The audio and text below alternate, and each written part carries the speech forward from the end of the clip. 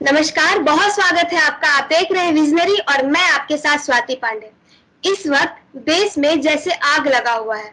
कहीं बसें जलाई जा रही हैं, कहीं ट्रेनें जलाई जा रही हैं, कहीं पब्लिक प्रॉपर्टीज को नुकसान पहुंचाया जा रहा है और इन सब हर जगह अशांति का माहौल फैला हुआ है। और इन सब के बीच अगर कोई एक ठोस मुद्दा है तो वो है अग्निपथ स्कीम। सरकार द्वारा लाई गई स्कीम को युवा पसंद नहीं कर रहे हैं। युवा इसके विरोध में सड़क पर उतरे हैं और ऐसे अपना विरोध जता रहे हैं। लेकिन इन सबके बीच हमें ये समझना चाहिए, हमें ये जानना चाहिए कि आखिर क्या वाकई ये जो अग्निपथ स्कीम है ये युवाओं के भविष्य को संकट में डालने वाला स्कीम है। और अगर ऐसा नहीं है तो ये जो भ्रम है, ये जो संदेह है, ये दूर होना चाहिए। और अगर ये संदेह, ये भारतीय सेना से जुड़े कोई भी सवाल और जवाब अगर हमें जानने हैं तो ये एक भारतीय सैनिक के अलावा और कोई नहीं दे पाएगा। तो आज हमारे साथ बात करने के लिए भारतीय सेना से रिटायर्ड लेफ्टिनेंट कर्नल शिशिर जी जुड़े हुए हैं। सर, बहुत स्वागत है आपका हमारे चैनल पे। नमस्कार। सर्वप्रथम मैं बताना चाहता हूँ, ब्रिगेडियर के लिए अप्रूव था, मैंने वो रैंक नहीं लिया। Let me introduce myself. I am professor colonel Shishir Kumar and basically I am an engineer who has done my BTech from NIT Jamshedpur, Masters from IIT Delhi, MBA from FMS Delhi, throughout gold medalist. I was in Tata for 2 years. 30 years I have served in Indian Army in Corps of Electronics and Mechanical Engineers. After that, for 15 years I was director of a university, DIT University, Dehradun. Now I am running my own company which is giving courses in future skills and the name of the company is Imagine XP. आपने जो दशा का अभी वर्णन किया है, जो बिहार में और चंद स्टेट्स में जो यूथ लोग कर रहे हैं, इसको देख के मुझे अल्लामा इकबाल की वो कपलेट याद आती है, वतन की फिक्र कर नादान मुसीबत आने वाली है, तेरी बर्बादियों के मसवरे हैं आसमानों में, न समझोगे तो मिट जाओगे, अरे हिंदुस्तान वालों तुम्हारी दास्तान भी न होगी दास्तानों में।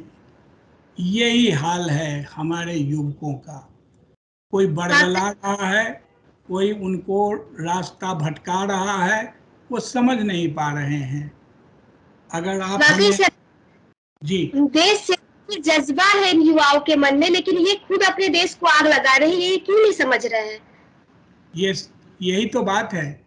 ये इसलिए नहीं समझ पा रहे हैं कि ये अपनी बुद्धि का प्रयोग नहीं कर रहे हैं। ये कुछ देश के जो चंद दुश्मन हैं वो उनको गलत ढंग से गलत रास्ते पर ला रहे हैं, जिससे वो अपना भविष्य खुद खराब कर रहे हैं।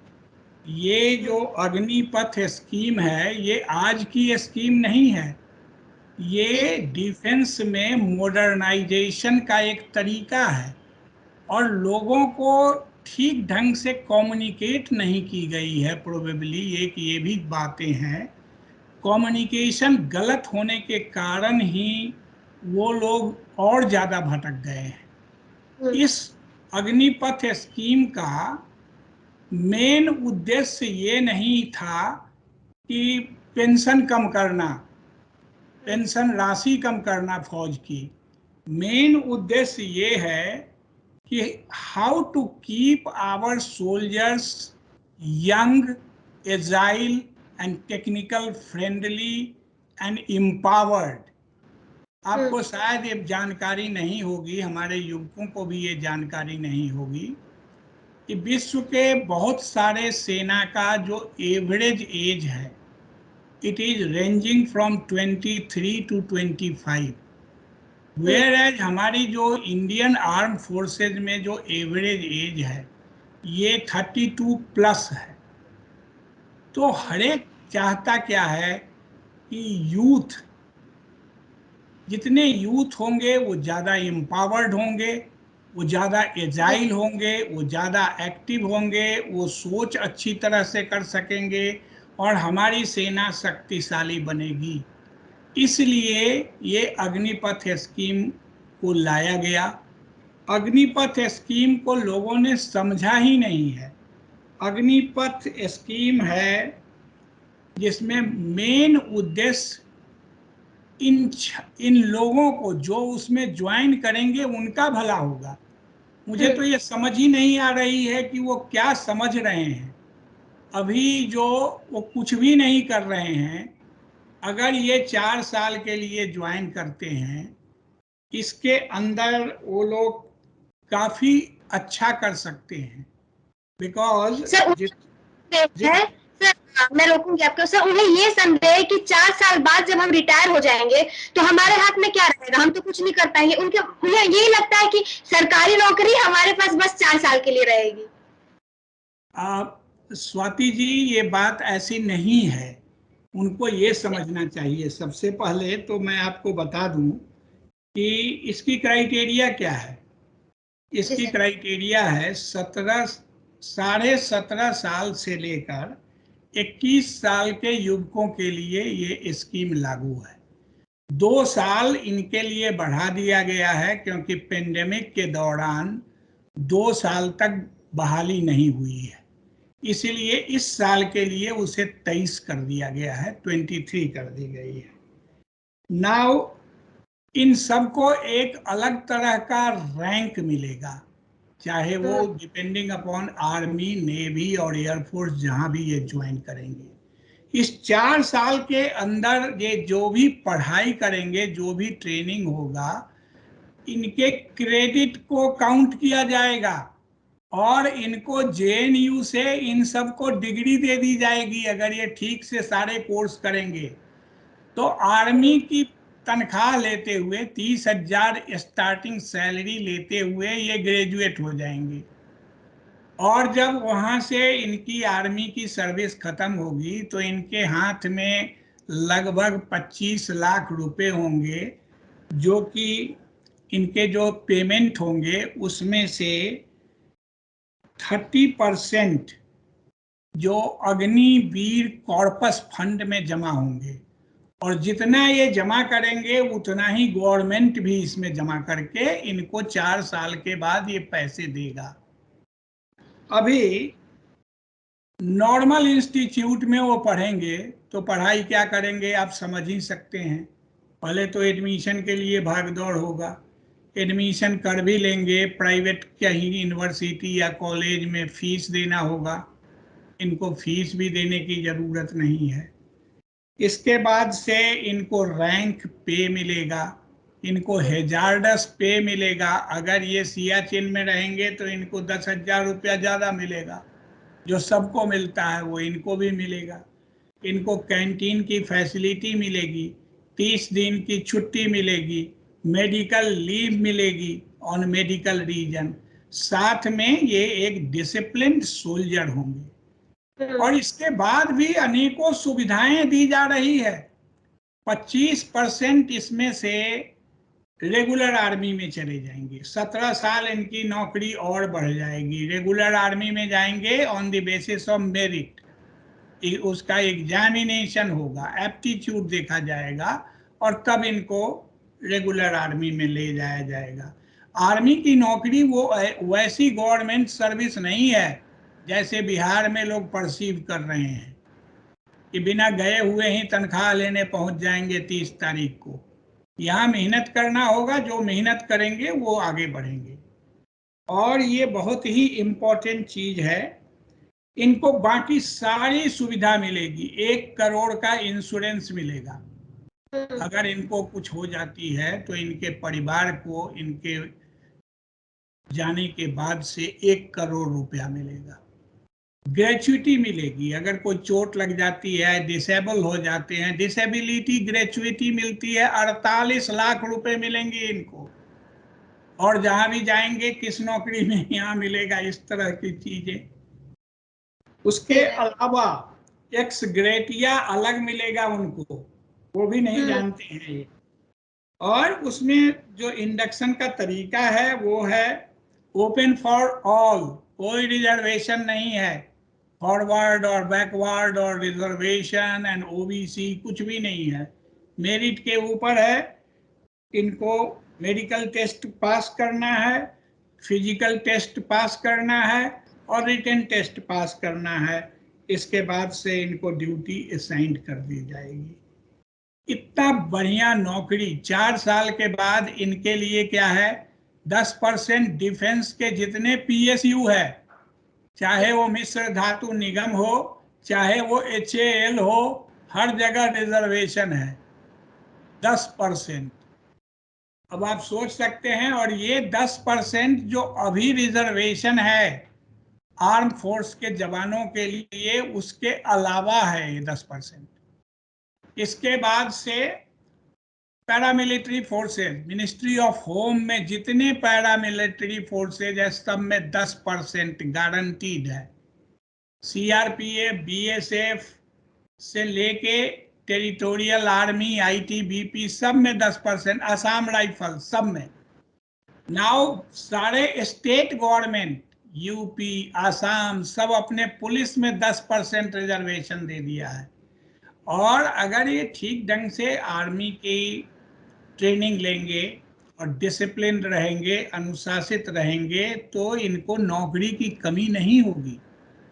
SBI में देखिए जाके, किसी भी बैंक में जाके देखिए, मिनिस्ट्री ऑफ फाइनेंस भी बोला है कि हम भी 10% देंगे। तो जितने भी पब्लिक सेक्टर बैंक हैं इसमें इनको नौकरी मिलेगी। तो आज के दिन में अच्छे लोग मिलते नहीं हैं। The problem is not that. Problem is the right people employers are not getting, and they will become right people provided they undergo the training, and that will be ensured by army people. Don't worry that they will become disciplined. और ऐसे लोग जो कि अभी अपने राष्ट्र की संपत्ति जलाते हैं, बसेज और ट्रेन जला रहे हैं, ये तो इनकी तो नियुक्ति हो ही नहीं सकती है। क्योंकि अभी जो नियुक्ति की एक शर्त ये भी रखा है कि इनको सर्टिफिकेट देना होगा कि ये लोग किसी भी इस तरह की वेंडलिज्म में इन्वॉल्व नहीं है। यही मेरा एक सवाल होगा कि ये जो सर्टिफिकेट वाला जो चीज है, ये वो कहाँ से सर्टिफिकेट बनवाएंगे? क्या अपने लोकल थाने से उन्हें सर्टिफिकेट दिखाना होगा? आखिर इसकी क्राइटेरिया कैसे होगी कि वो कैसे सर्टिफिकेट दिखाएंगे? वो किसी से सर्टिफिकेट नहीं, वो खुद सेल्फ सर्टिफाई करेंगे that I was not involved in vandalism। आपको शायद पता नहीं होगा कि जब भी फौज में नियुक्ति होती है किसी भी लेवल पे, तो वेरिफिकेशन होता है। यानी कि जो arm forces, army, navy and air force, तीनों को मिलाकर ऑर्गेनाइजेशन को हम कहते हैं आर्म फोर्सेज। आर्म फोर्सेज का एक प्रोसीजर है कि जब किसी आदमी को लिया जाएगा तो जहां उस आदमी का गांव है वहाँ के थाने में जाएगा, उनसे पूछा जाएगा कि वेरिफिकेशन, इसका चरित्र कैसा है। और किसी से सर्टिफिकेट लेने की जरूरत नहीं है, उनको खुद लिख के देने की जरूरत है कि I was not involve in any vandalism act of burning buses.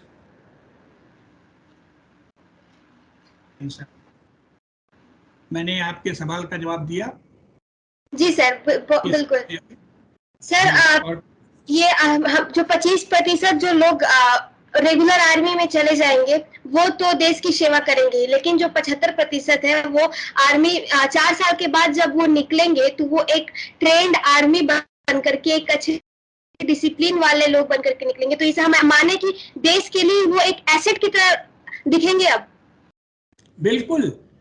और देखिए, ये गलत फहमी है लोगों के अंदर कि देश की सेवा सिर्फ सैनिक करते हैं।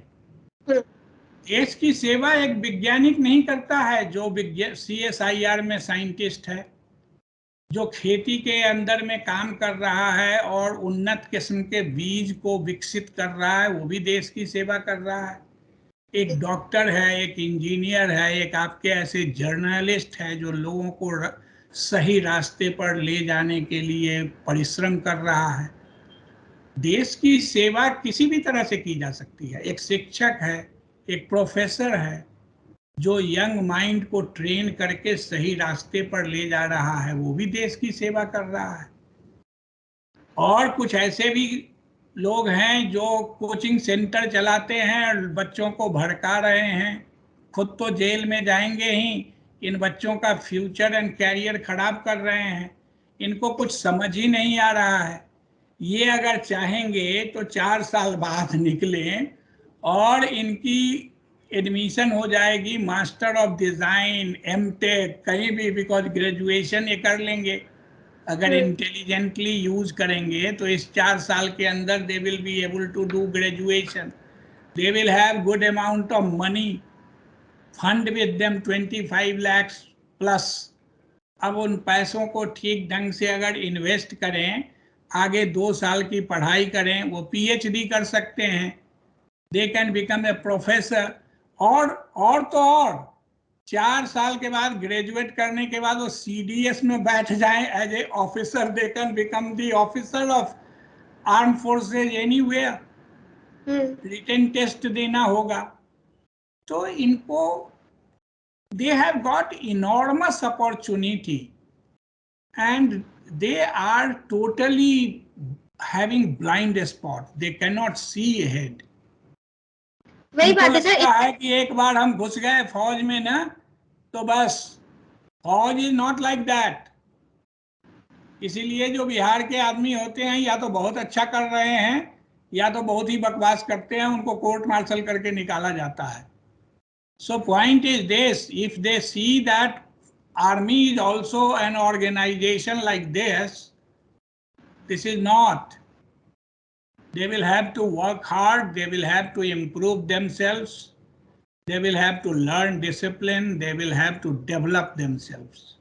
ये बात है सर, वो अपने माइंड को यूज नहीं कर रहे हैं, जो उन्हें भरमाया जा रहा है बस वो देख रहे हैं, उसके बाद उसके एक्शन ले रहे हैं। सर कुछ लोगों के मन में ये संदेह है कि जो 75% जो स्टूडेंट, जो आर्मी ऑफिसर जो रिटायर हो जाएंगे, उन सरकार कह रही है कि उन्हें अलग अलग फील्ड में हम गारंटी आपको जॉब दिलवाते हैं। तो सरकार ने सिर्फ कहा है कि हम आपको जॉब दिलवा देंगे और आपका भविष्य बहुत ही सुरक्षित रहेगा। अब उनका कहना है कि क्या सरकार हमें ये पेपर में लिखित ढंग से दे सकती है, क्या इसकी गारंटी ले सकती है सरकार की हम जब निकले तो हमारा भविष्य हाँ सुरक्षित ही रहेगा? ऐसा है, सरकार इस बात को लिख के दे रही है कि इसमें से 25% लोग रेगुलर आर्मी में आएंगी। अब वो 25% कौन है वो किसको पता है, किसको लिख के देगी सरकार? और सरकार कैसे लिख के देगी? अगर ये बेवकूफ़ी करेंगे तो इनको 2 साल में धक्का मार के निकाल दिया जाएगा। ये अगर इनडिसिप्लिन रहेंगे तो आर्मी एक्ट के अंदर they can be thrown out, इनका कोर्ट मार्शल हो जाएगा। ये लिख के किससे मांग रहे हैं? इनको अपने आप को ऐसा बनाना चाहिए so that they can prove to be an asset to the country. Nation के लिए एसेट हैं तो आर्मी कैसे छोड़ देगा उनको, या आर्म फोर्सेस कैसे उनको जाने देगा? अगर आप में स्किल है, काबिलियत है, तो नौकरी तो हजारों हैं।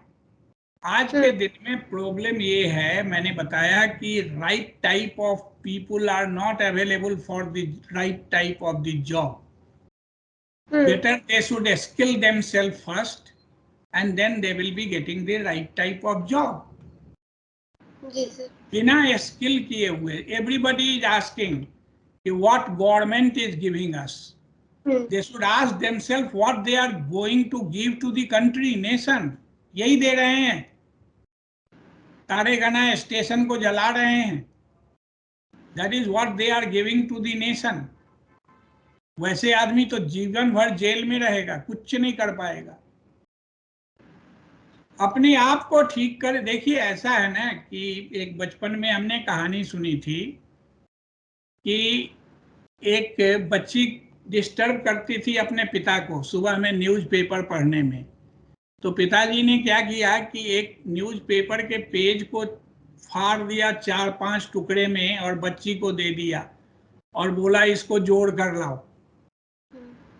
1 मिनट के बाद वो बच्ची पूरा पेपर ठीक से जोड़ कर ले आई। एक्चुअली उस तरह क्या था कि इंडिया का मैप था वो, तो इंडिया के मैप को 4-5-7 टुकड़े में फाड़ दिया फादर ने और बोला इसको ठीक करके लाओ इंडिया के मैप को। 1 मिनट के अंदर बच्ची जो है उसको जोड़ के ले आई। फादर वॉज सरप्राइज्ड, उसने कहा इतनी टैलेंटेड मेरी बिटिया है। पूछा बेटी से कि तुमने कैसे इसको जोड़ दिया। उसने कहा पापा, इंडिया के मैप के दूसरे तरफ एक इंसान का फोटो था, मैंने उस इंसान के फोटो को ठीक कर दिया, इंडिया अपने आप ठीक हो गई। तो यही बात है, अगर आप ठीक रहेंगे तभी तो आपको अपने ऊपर विश्वास होगा कि मुझे एक नहीं हजारों नौकरियां मिलेगी।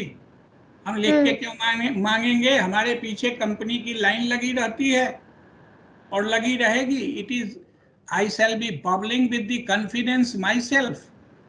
लेकिन क्या है कि हम सब जो हैं सिस्टम में दोष निकालते हैं, सरकार में दोष निकालने में लगे हुए हैं। मुझे तो याद आती है गालिब की वो पंक्तियां जिसमें उन्होंने लिखा है, एक खता ताउम्र मैं करता रहा, धूल चेहरे पे थी आईना साफ करता रहा। गुलजार ने भी इसी तरह का कुछ लिखा है, उम्र गुजार दी दूसरों का नुक्स निकालने में, इतना अगर खुद को संवारते, इतना अगर खुद को संवारते तो खुदा बन गए होते। वो तो इसी में लगे हुए हैं कि सरकार ये कर रही है, सरकार वो कर रही है। अरे सरकार मॉडर्नाइजेशन प्लान पर है और मॉडर्नाइजेशन इज ए मस्ट। अगर मॉडर्नाइजेशन नहीं होगी तो आगे कैसे बढ़ेगा कंट्री, आगे कैसे बढ़ेगा देश, आगे कैसे बढ़ेगा? हमें यूथफुल आर्मी चाहिए ना, बुढ़ा आर्मी थोड़े चाहिए। जी सर, ये बात, ये लोग फंडामेंटल राइट तो जानते हैं कि मेरा हक है ये, लेकिन अपना फंडामेंटल जो ड्यूटी है देश के प्रति ये भूल जाते हैं, अपने रिस्पॉन्सिबिलिटीज भूल जाते हैं। तो ये सिखलाना होगा ना हमारे यहाँ। इसके लिए देखिए मैडम, ये जो इसमें बहुत तरह के लोग हैं जो जिम्मेवार हैं। राजनीतिक पार्टी जिम्मेवार है, कोचिंग सेंटर जिम्मेवार है, वेस्टेड इंटरेस्ट लोग जो हैं वो जिम्मेवार हैं। लोग समझते हैं क्या क्या भारत देश मोदी का देश है या किसी एक पार्टी का देश है? भारत मातृभूमि है हमारी। भारत के आन बान शान के लिए लोग मरते हैं और जो फौज में जाना चाहता है उसको अल्टीमेट सेक्रीफाइस के लिए तैयार होना चाहिए।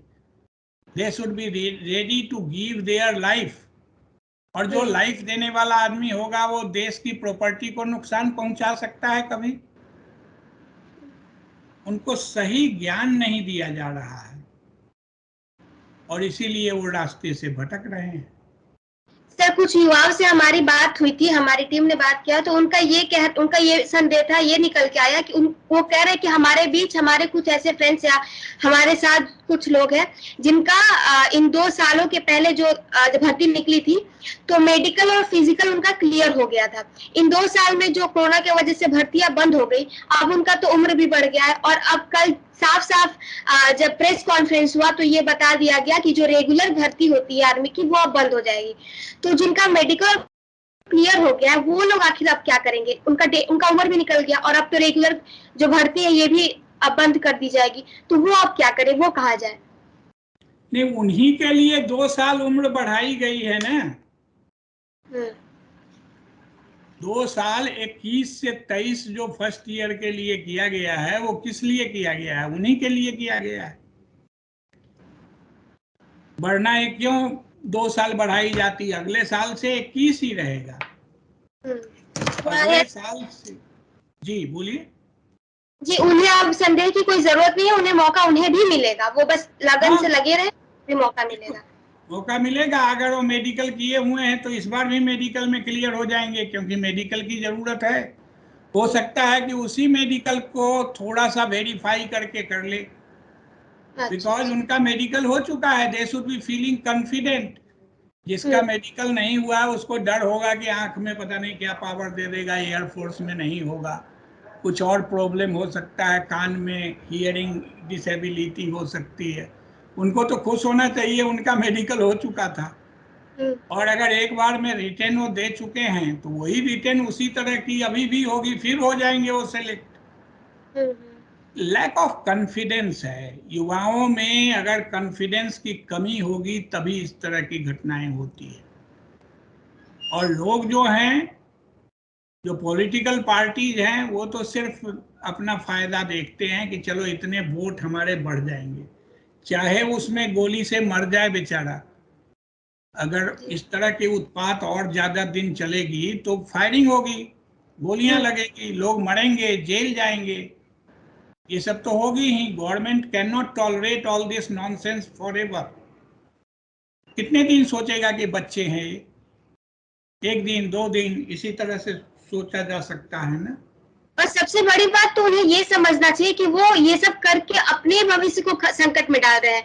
ये पॉलिटिकल पार्टीज तो अपनी राजनीति रोटियां सेकेंगी, बाद में ये चली जाएंगी, लेकिन वो खुद अपनी जो भविष्य है उसको संकट में डाल रहे हैं। यही चीज ये लोग नहीं समझ पा रहे हैं और बहकावे में आ जा रहे हैं। जी एकदम सही आपने कहा।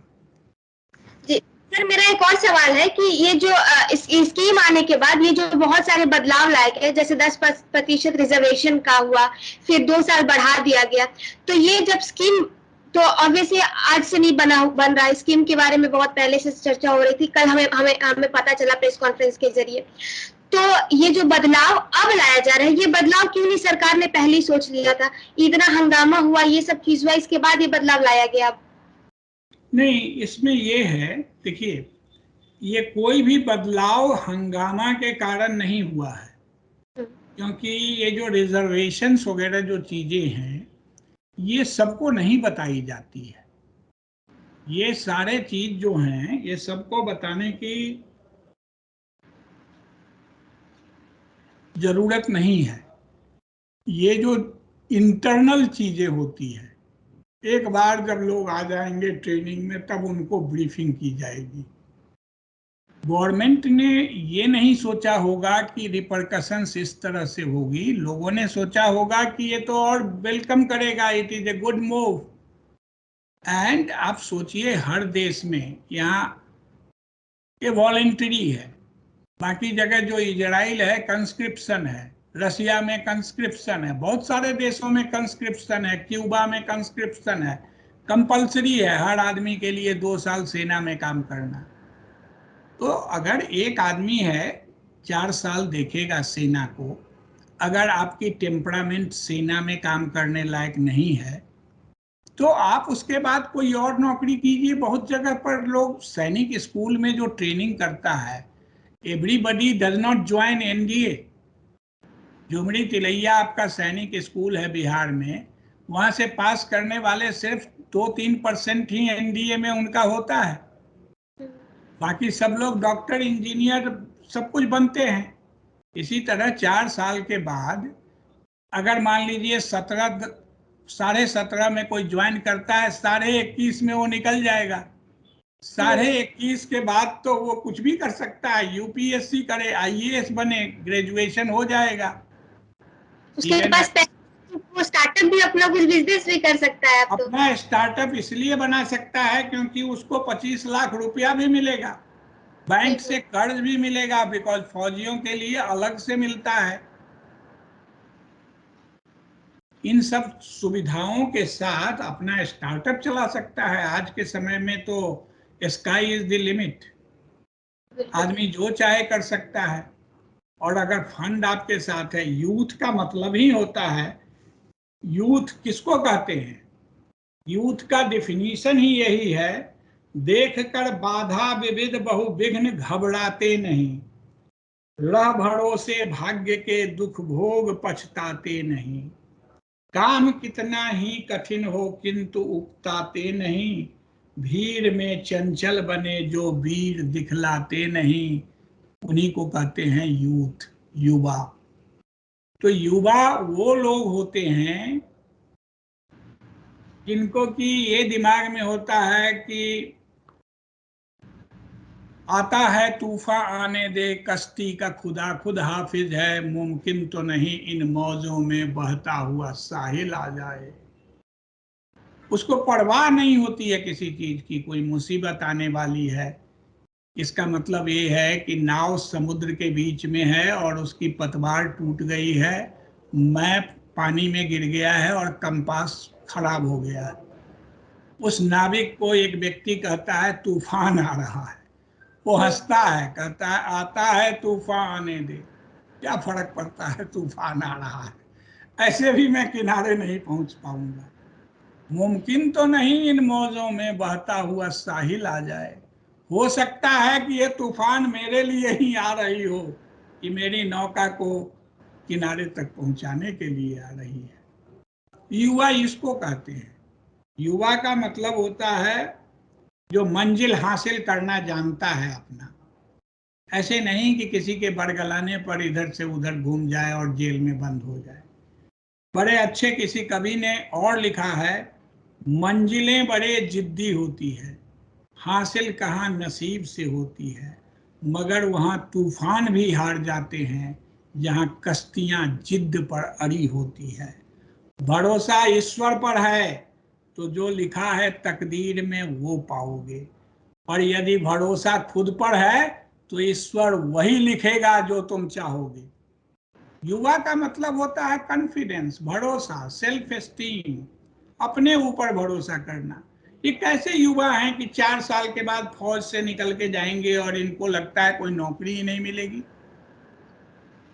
जी सर, और ये युवाओं को अब अगर खुद पे ही भरोसा नहीं रहेगा तो देश इन पे कैसे भरोसा करे कि अपनी सुरक्षा इनके हाथ में दे देगी।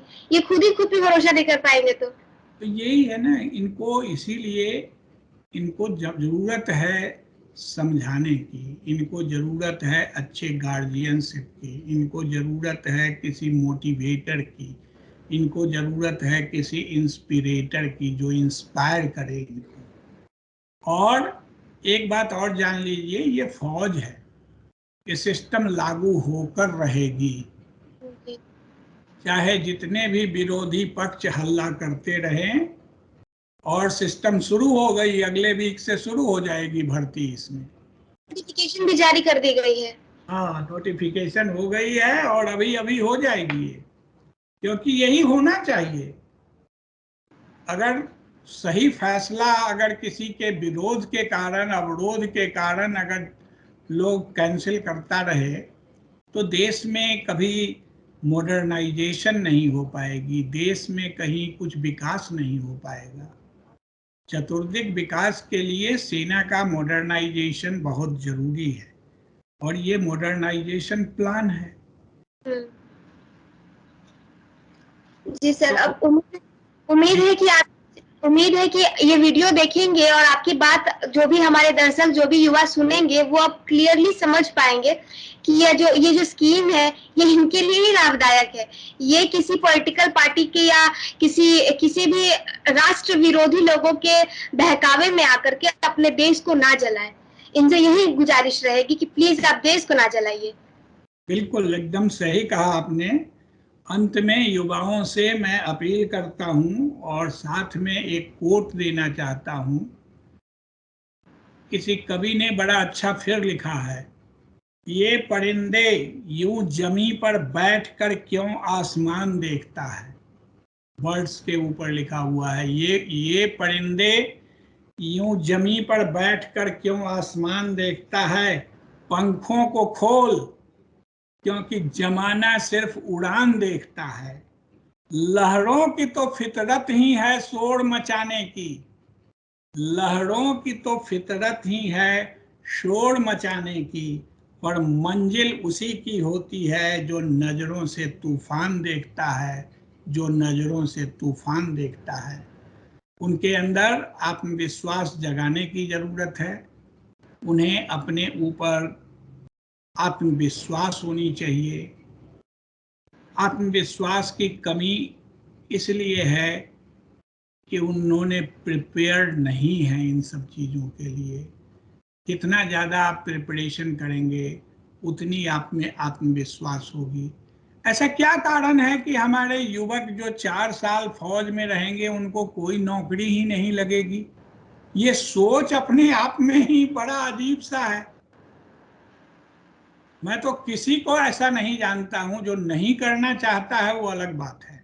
और इनके लिए पढ़ाई लिखाई, अभी ACB क्रेडिट, जो पूरा नहीं ग्रेजुएशन करेगा उनको क्रेडिट बैंक में क्रेडिट जमा हो रही है इन कोर्सों का। जो भी ये ट्रेनिंग करेंगे फौज से उसका भी क्रेडिट है, and that credit will add to their graduation. JNU is willing to give them degree. और क्या चाहिए? बिल्कुल। आत्मविश्वास केवल जगाने की जरूरत है इन बच्चों में, और जब आत्मविश्वास इनमें जगेगा तो ये खुद ही आगे बढ़ते जाएंगे। जी सर, आत्मविश्वास जगे और भ्रम से दूर रहे। जो भ्रम है ये इन्हें मारेगी, ये भ्रम से दूर रहे। तो उम्मीद है कि जो भी दर्शक हमारी ये वीडियो देखेंगे, आपको अब सारे भ्रम आपकी क्लियर हो जाएंगी और आपको पूरा अब समझ आएगा कि अग्निपथ स्कीम जो है ये क्या है। और आपसे यही फिर वापस जाते जाते ये रिक्वेस्ट करूंगी कि आप ये पॉलिटिकल पार्टियों के भ्रम में ना आए, इनके बहकावे में ना आए और देश को ना जराए। सर, आपने अपना वक्त दिया, उसके लिए आपका बहुत बहुत धन्यवाद। नहीं स्वाति जी, आपका बहुत बहुत धन्यवाद। मुझे आपने मौका दिया अपने राज्य के, मैं भी उसी बिहार का एक युवा, और हम लोग अपनी मेहनत से आगे बढ़े हैं। जी सर। हित अनहित पशु पक्षी जाने, even the birds and animal understand who is my well-wisher and who is not. And if as a youth they are not understanding who is their well-wisher, then there is something wrong with their wisdom. They have got the certificate of class 12, but they have not acquired the right type of wisdom. Because उनकी जिसकी रोजी रोटी है, coaching वाले 1.5 लाख 2 लाख रुपया लेते हैं, उनका तो दूसरा सोच है। वो तो ये सोच रहे हैं कि हमारी अब दुकान बंद हो जाएगी, क्योंकि इसमें एज इट इज 25 लाख लोगों का अपॉइंटमेंट हो जाएगा, वैकेंसी बहुत ज़्यादा होती है, तो वो किससे पैसे लेंगे? आइए आइए, पैसे किससे लेंगे वो? तो इसीलिए उनका तो वेस्टेड इंटरेस्ट है, लेकिन इनको तो समझना चाहिए ना, weather he is my well wisher और नॉट। और ये अगर नहीं समझते हैं, हमारे राजनीतिज्ञ जो हैं वो कुछ कुछ बकवास कुछ बोलते रहते हैं, उनको भी समझना चाहिए कि वो क्यों बोल रहे हैं। वो तो सोच रहे हैं कि एक अवसर मिला है जो अभी एग्जिस्टिंग गवर्नमेंट है उसको किसी तरह फिट करने का, बट हमारे युवाओं को तो सचेत रहना चाहिए ना। They should not become the pawn in the sinister power politics game. ये मोहरा बन रहे हैं, तो इसका माने बेवकूफ है। मोहरा क्यों बनना है? हमें क्या लेना देना है राजनीति से? अपना जीवन संभालो, अपनी पढ़ाई करो, अपना आगे बढ़ो। तो यही हम कहना चाहते हैं। सबसे पहले अपने घर में दीप जलाई जाती है, तब आगे बाहर में दीप जलाई जाती है। सेल्फ इम्प्रूवमेंट पर ध्यान दें। जैसे उस लड़की ने कहा, आदमी को ठीक कर दिया, भारत ठीक हो गया। हम सब अपने आप को ठीक कर लें, देश ठीक हो जाएगा।